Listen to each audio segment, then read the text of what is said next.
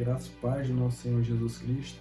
Eu me chamo Guilherme e hoje eu estarei dando continuidade nessa série de vídeos que nós estamos tendo nesse mês de maio, em alusão aos 29 anos da nossa Igreja Batista Jardim Floresta.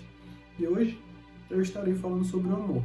Nessa última semana de vídeos, nós, membros da igreja que estamos sendo responsáveis por trazer pequenos vídeos para vocês, estaremos falando sobre o amor. Nós já falamos sobre fé, já falamos sobre esperança e estaremos finalizando esse mês de maio falando sobre o amor.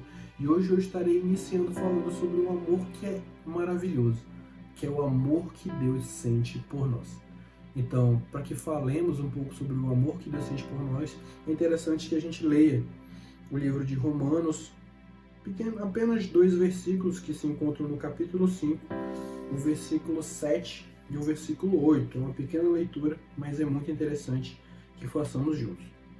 Então, a palavra de Deus diz o seguinte: dificilmente haverá alguém que morra por um justo. Embora pelo homem bom, talvez alguém tenha coragem de morrer. Mas Deus demonstra seu amor por nós. Cristo morreu em nosso favor quando ainda éramos pecadores. Meus irmãos, esse texto ele é maravilhoso. Por que esse texto ele é maravilhoso, meus irmãos? Porque aqui o apóstolo Paulo revela que Deus nos ama. Não apenas que Deus nos ama, mas que Deus nos amou quando nós ainda éramos pecadores. No versículo 7 nós vimos que o apóstolo Paulo diz que por uma pessoa boa alguém até se anima a morrer. Por exemplo, eu morreria facilmente pela minha esposa, ou facilmente morreria pela vida dos meus pais, pela vida do meu irmão, mas a palavra de Deus, ela diz que Deus morreu por nós quando nós ainda éramos pecadores. Então o amor de Deus, meus irmãos, ele não é condicionado a nada. O amor de Deus ele está condicionado a Ele mesmo. Um dos atributos de Deus mais conhecidos na sua palavra, que é bastante revelado, é esse amor. O amor que Deus sente por nós, o amor que Deus sente pela humanidade. E aqui nós lemos que Deus demonstra o seu amor quando nós ainda éramos pecadores. Então Deus não esperou que eu começasse a ter boas obras ou fazer coisas boas para me amar. Deus me amou nos momentos que eu mais pequei contra Ele. Deus me escolheu nos momentos antes da fundação do mundo. Então Deus me trouxe para perto dEle e te trouxe para perto dEle nos momentos que você mais o decepcionou, vamos dizer assim. Lá em Efésios, no capítulo 2, o apóstolo Paulo ele fala rapidamente sobre o processo de conversão.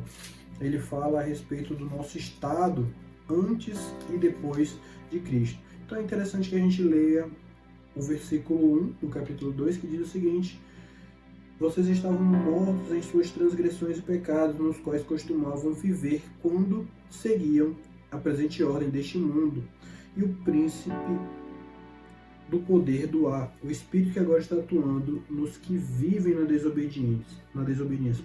Aí a gente já pula para o versículo 4, que diz o seguinte: todavia, Deus que é rico em misericórdia, pelo grande amor com que nos amou, deu-nos vida com Cristo, quando ainda estávamos mortos em transgressões. Pela graça, vocês são salvos. Por que eu resolvi falar um pouco sobre a graça de Deus e por que nós fomos salvos por ela? Porque esse capítulo 2 de Efésios, meus irmãos, ele quebra toda aquela narrativa de que nós precisamos fazer alguma coisa para que a gente obtenha o amor de Deus. O capítulo 2 de Efésios, meus irmãos, o apóstolo Paulo destaca que nós éramos pecadores, nós estávamos vivendo baseados no curso desse mundo. Tudo aquilo de ruim que o mundo fazia, ou tudo aquilo de ruim que o mundo faz, nós também fazíamos. E Deus nos amou assim mesmo. Pela graça dele, pelo amor com que Cristo tinha e tem por nós, é que nós somos salvos. O amor de Deus, meus irmãos, ele não está condicionado àquilo de bom que eu posso oferecer a Ele.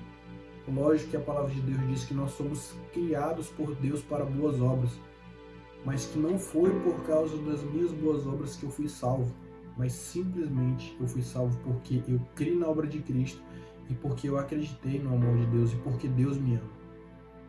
A palavra de Deus diz que, meus irmãos, que nós fomos amados por Deus mesmo antes da gente sequer fazer algo bom. Então, diferente das outras religiões, meus irmãos, quando é necessário que façamos algo para agradar a Deus, que é preciso que eu faça isso, que eu faça aquilo para que o Deus dessa seguinte religião possa me amar. No cristianismo é totalmente diferente, meus irmãos. Deus nos ama independentemente daquilo que a gente possa fazer por Ele. Deus nos ama porque Ele é amor. Lá em 1 João diz que aquele que não ama não conhece a Deus, porque Deus é amor, faz parte do ser de Deus ser amor. Deus se revelou a nós por amor. Então que a gente não negligencie, meus irmãos, o amor de Deus, tudo aquilo que Cristo fez por nós, porque a maior demonstração de amor que alguém poderia fazer por nós, Deus já fez, que foi enviar o seu Filho a esse mundo para morrer pelos nossos pecados.